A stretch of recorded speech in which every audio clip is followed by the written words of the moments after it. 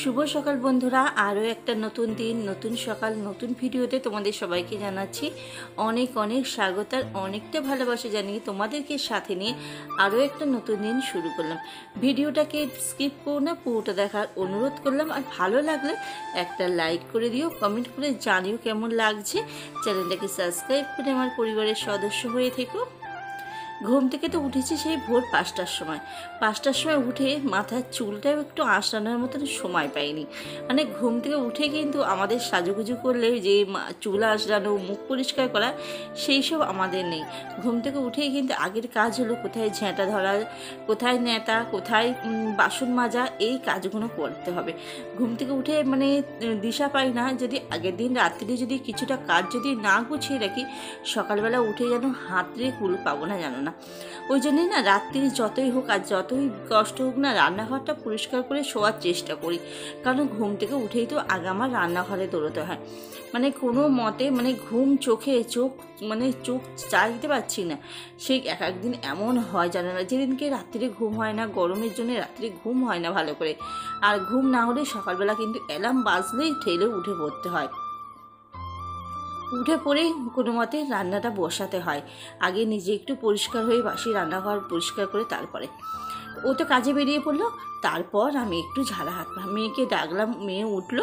তারপর আমি একটু মুখ টুকগুলো ধুলাম। আর আজকে একটা বেরাস ভাঙলাম, ভেঙে মুখ টুকগুলো ধুয়ে চা খেয়ে নিয়ে আজকে সকালবেলা মেয়ের একটু টিফিন বানিয়ে দিলাম, রুটি আলু ভাজা। এইটা নিয়ে মেয়ে এখন স্কুলে বেরোচ্ছে, ও পুরো রেডি হয়ে গেছে। এখন অনেকটা সময় বাদে বন্ধুরা এসেছি, এখন বিকেল 5টা বাজে। সেই সকালবেলা সেই 10টার সময় মেয়ে স্কুলে বেরিয়ে পড়লো, তখন তোমাদেরকে একটুখানি দেখালাম ও টিফিনটা। তারপর থেকে আর ভিডিও করিনি, জানো না।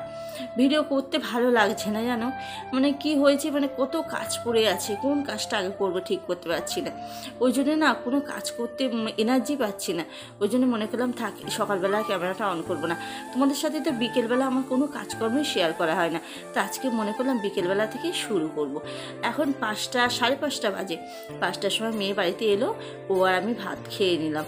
নিয়ে থালা বাসনগুলো মেজে ধুয়ে পরিষ্কার করে এখন মাথাটা আঁচ দিয়ে একটু পরিষ্কার হয়ে কাপড় পরে এখন যাচ্ছি রাস্তার দিকে ঘুরতে। দেখো যে কীরকম বৃষ্টি হয়েছে, দুপুরবেলা ছটছট করে একটু বৃষ্টি হয়ে গেল। এখন মা মেয়ে মিলে একটু রাস্তা ঘুরে এলাম। এখন সন্ধে হয়ে গেছে।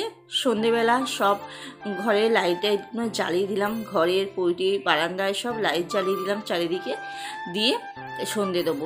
সকালবেলা আমাদের যে কাজগুলো থাকে না, সন্ধেবেলাও আমাদের সেম কাজ একই থাকে।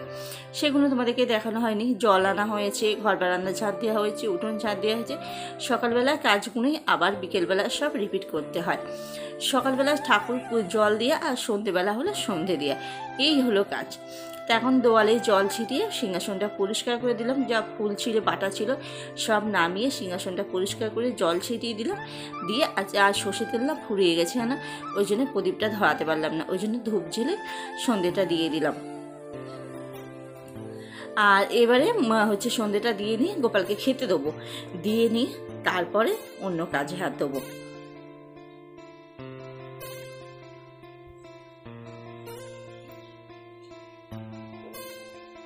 তারপর দেখো সন্ধ্যেবেলা চা বানাতে চলে এসেছি। এখন চা করব।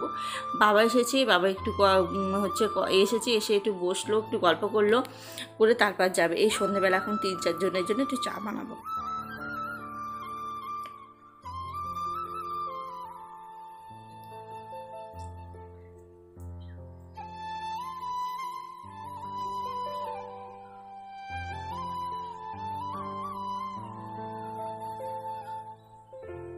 আগের দিনকে নিমকি এনেছিল, জানো, সেই রথের মেলা থেকে কটা নিমকি নিয়ে এসেছিলো। তার নিমকিগুলো খাওয়া হয়নি, হচ্ছে আঙুলে গজাটা এনেছিল না, সেইগুলো খাওয়া হচ্ছে, নিমকিগুলো ছিল।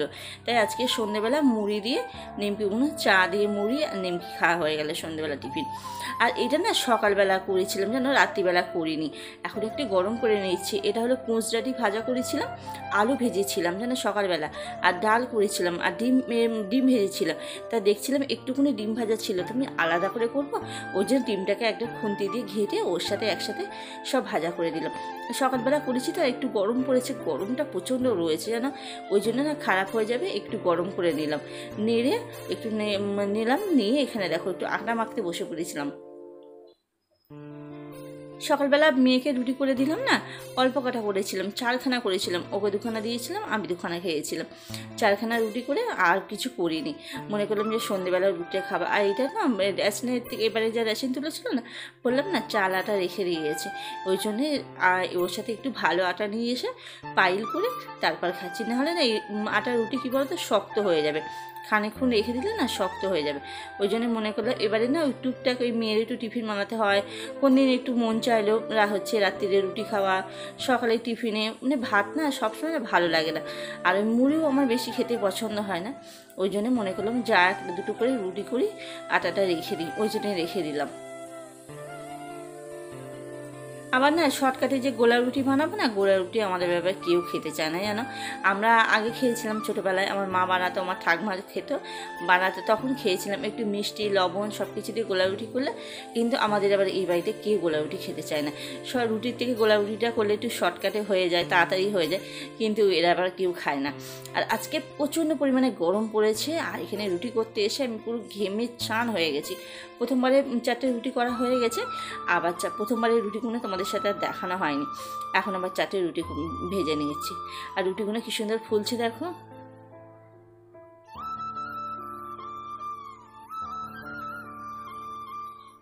রুটি না ফুললে না ভালো লাগে না দেখতে, আমার রুটি না ফুলতে চায় না, একটা রুটি ফুলে একটা রুটি ফুলে না, আমার হাতগুলো কি ঘেমে গেছে একদম।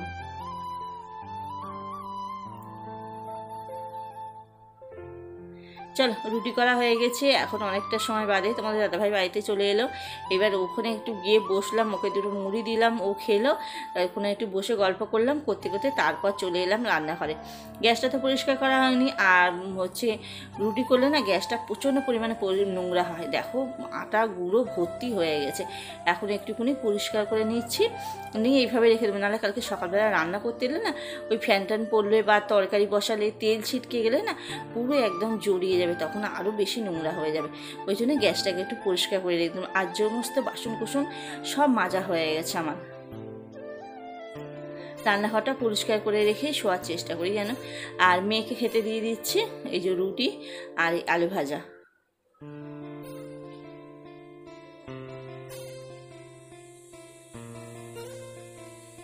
চলো খাওয়া দাওয়াটা সেরে নিয়েছি, সবার খাওয়া হয়ে গেছে, রান্নাঘর পরিষ্কার হয়ে গেছে।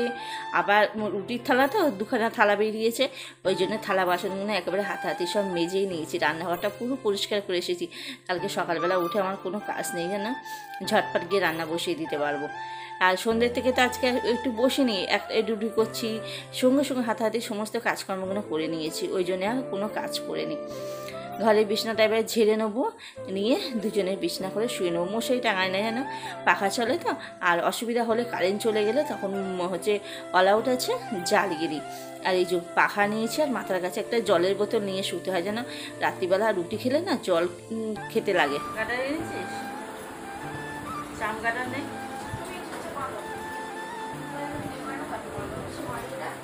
এখন 9:45 বাজে, খাওয়া দাওয়া কমপ্লিট হয়ে গেছে। মেয়ের যেদিনকে পড়া থাকে, মেয়ের পড়া থাকলে না আমাদের একটু লেট হয়, আর মেয়ের পড়া না থাকলে না তাড়াতাড়ি খাওয়া যায়, 10টা তার মধ্যে খাওয়া দাওয়া করে নিই। এবার আমাদের ঘুমোতে ঘুমোতে দেরি হয়ে যায়, কিন্তু ওই 10টার সময় শুয়ে পড়ে, কারণ সারাদিন শোয়া না, সেই সকালবেলা যায়, আবার এই রাত্রিরে বাড়ি আসে, ওই জন্য ওইটা সকাল সকাল খেয়ে শুয়ে পড়ে, আবার ভোরবেলা উঠতে হয় ওই জন্য। আর আমাদের ঘুমোতে ঘুমোতে তখন অনেক দেরি আছে। এখন মেয়ের চুল বাঁধবো, আমি চুল বাঁধবো, এখনও চুল বাঁধিনি, খোপা করে রেখে দিয়েছি, ক্লিপ দিয়ে রাখবে না, ক্লিপ খুলে যায় রাত্রিবেলা, আর চুল পুরো একদম ছড়িয়ে যায়, জন্য চুলের জটও হয়। আজকে সকালবেলা ভিডিওটা শুরু করলাম, করে না আর ভিডিওটা সারাদিন কন্টিনিউ করতে পারলাম না, মানে সকাল থেকে মানে বেলাটা হয়ে গেছে, হয়ে গিয়ে না সব মধ্যে ভালো লাগলো না, মনে করলাম থাক আজকে। এমনিতে প্রতিদিন সকালবেলা তোমাদের সাথে সব কিছু শেয়ার করি, বিকেলবেলাতে সেরকম কিছু শেয়ার করা হয় না, আর বিকেলবেলা সত্যি আমার সন্ধ্যের পর সেরকম কোনো কাজই থাকে না, ওই জন্য যে ভিডিও করি না, যে সন্ধ্যের পর থেকে একটু দেখাবো, ওই জন্য ভিডিও করতে পারি না। তাই খাওয়া দাওয়া তো কমপ্লিট হয়ে গেলেও দেখলে বিছানা করা হয়ে গেছে, সব কাজ কমপ্লিট, কিন্তু দুজনে এখন চুল বাঁধবো, বেডে শোবো। তাহলে চলো বন্ধুরা, আজকের ভিডিওটা এই পর্যন্তই। ভিডিওটা যদি ভালো লাগে একটা লাইক করে দেবে, কমেন্ট করে জানাবে কেমন লাগলো। আমার চ্যানেলটাকে সাবস্ক্রাইব করে আমার পরিবারের সদস্য হয়ে থেকে যেও।